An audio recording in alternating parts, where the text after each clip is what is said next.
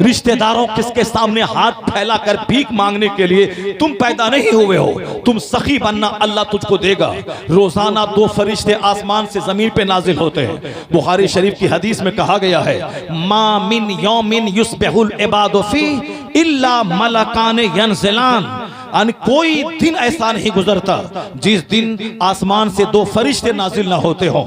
وہ دونوں فرشتے کیا کہتے ہیں؟ یقول احدہما، ان میں سے ایک کہتے ہیں اللہم اعطِ منفقا خلفا، اے اللہ جو لوگ تیری راہ میں خرچ کرتے ہیں، جو منفق ہیں، جو انفاق کرتے ہیں، خرچ کرتے ہیں، الہی ان کو اور نواز، اس کو اور تو دے.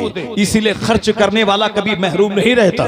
خرچ کرنے والا 10 دیتا ہے، اللہ اسے 100 دیتا ہے. جو 100 خرچ کرتا ہے، اللہ اسے 1000 دیتا ہے. خرچ کرنے کا مطلب صرف مدرسے میں نہیں دینا، مسجد میں نہیں دینا، اپنے قریب رشتہ داروں کو دینا، اپنی قریب بہن کو دینا، اپنی قریب پھوپھی کو دینا، اپنی قریب چچی کو دینا، جو یتیم ہو گئے ان بچوں کو دینا، تاکہ مسلم سماج کنگالوں کا سماج نہ ہو، مسلم سماج غریبوں کا سماج نہ ہو. یہودیوں کا سماج کنگال کا سماج ہو سکتا ہے چونکہ وہاں صدقہ فطر کا سسٹم نہیں ہے، وہاں زکوٰۃ کا سسٹم نہیں ہے، وہاں عشر کا سسٹم نہیں ہے. لیکن اگر جس مذہب میں عشر کا سسٹم ہے کہ زمین سے فصل پیدا ہو تو کوٹھی میں بعد میں رکھنا، وَآتُوا حَقَّهُ يَوْمَ حَصَادِهِ، کھیتی کٹنے کے دن اس کا حق نکال دینا. اس کا حق نکال کے اللہ کے فرشتے کو مت دینا کہ اللہ کے فرشتے کھانے سے پاک ہے، اللہ رب العزت کھانے سے پاک ہے.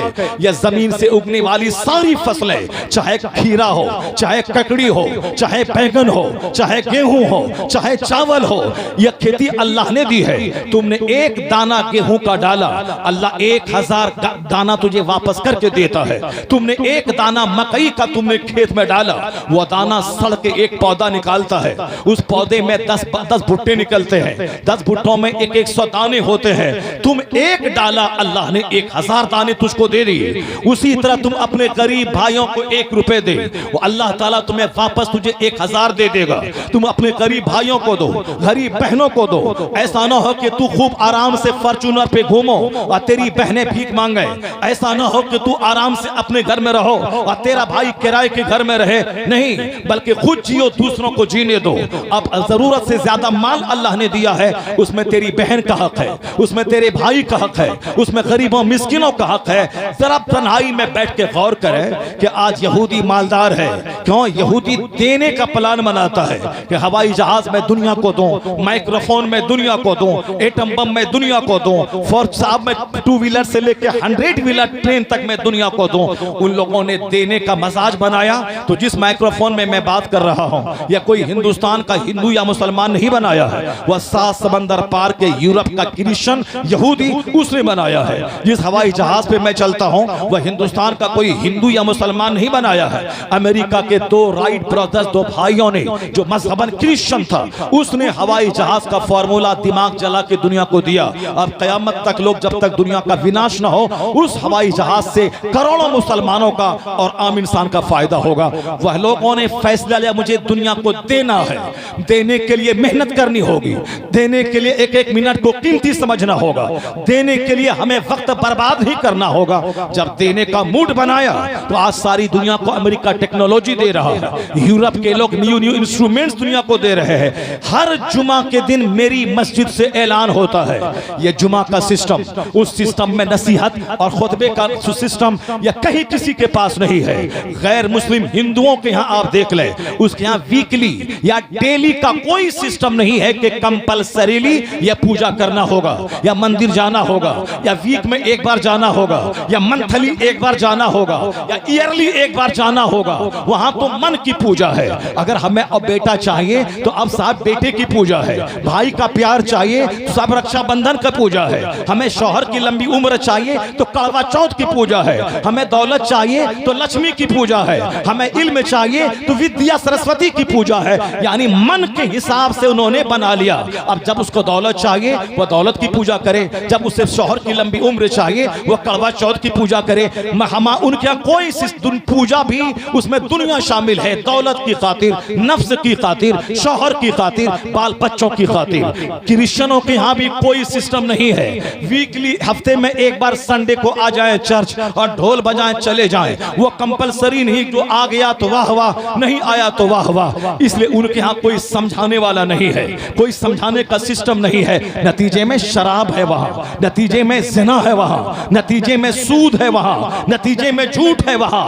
یہودیوں کے یہاں زناکاری کثرت سے, شراب نوشی کثرت سے. کوئی ڈانٹنے والا نہیں ہے, کوئی بولنے والا نہیں ہے, کوئی سمجھانے والا نہیں ہے. مگر اسلام کا احسان ہے کہ ہر جمعہ کے دن خطبہ کے ذریعے, خطبہ جمعہ کے ذریعے ہم سمجھانے کا ایک سسٹم دیا گیا ہے, سمجھانے کا ایک سسٹم دیا ہے.